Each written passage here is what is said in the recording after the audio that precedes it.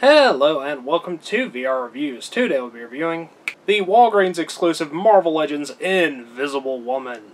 So yes, here we have the first of the Fantastic Four figures that they've been releasing as Walgreens exclusives. Hopefully, eventually, we'll have all of them.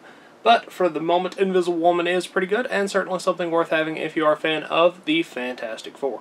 Now let's go ahead and zoom in with the articulation, sculpt, paint, details, all those sorts of things. Alright, starting off with a quick size comparison. Of course, here we have Invisible Woman. Here's our standard Marvel Legends 6-inch Cosmic Armor Iron Man and 3 3/4-inch Marvel Universe Wolverine. As Invisible Woman is a female Marvel Legend, she's a little bit shorter than Iron Man, but of course still 6-inch scale. H.E.R.B.I.E is here also, and he's about the height of Invisible Woman's upper body, not counting the stand. And of course, they're both bigger than 3 3/4-inch figures. Now let's get everything else out of here and just look at Invisible Woman. Moving on to our 360 spin, Invisible Woman is wearing your standard Fantastic Four outfit. It's blue with black accents. It's got the 4 logo in the center. And her right arm is like slightly transparent, starting just above the elbow joint and going down to the hand. And other than that, she's just on a pretty standard looking female body mold. Perfectly acceptable and certainly looks like Invisible Woman, but she's not anything spectacular. Now let's go ahead and zoom in on her head sculpt. Head sculpt wise, Invisible Woman looks pretty good. She's got her hair and it's sculpted nicely and has a few different shades of blonde and brown in there. Looks pretty good. And then her face is the Captain Marvel face, which is a good looking female head sculpt. I don't really have any problem with that. All in all, certainly looks like a head that could be Invisible Woman. Now let's go ahead and zoom out and look at some articulation. Articulation wise, Invisible Woman has pretty standard female Marvel Legends articulation. Head goes forward and back, side to side. Shoulders go in and out, forward and back. Elbow hinge and rotation. Wrist hinge and rotation. Diaphragm joint.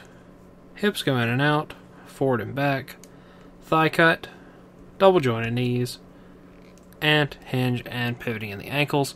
So of course you have the lack of double jointed elbows and the bad Marvel Legends hips, but otherwise everything is fine and what you should expect.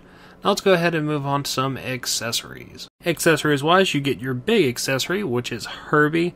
If you count that as an accessory, it's kind of another figure, but it's also an accessory. I don't know. It's H.E.R.B.I.E. He's the little Fantastic Four robot. He's pretty cool. He's mostly white. He's got a little face on him. Ball peg in the head, so you can move that around if you want to.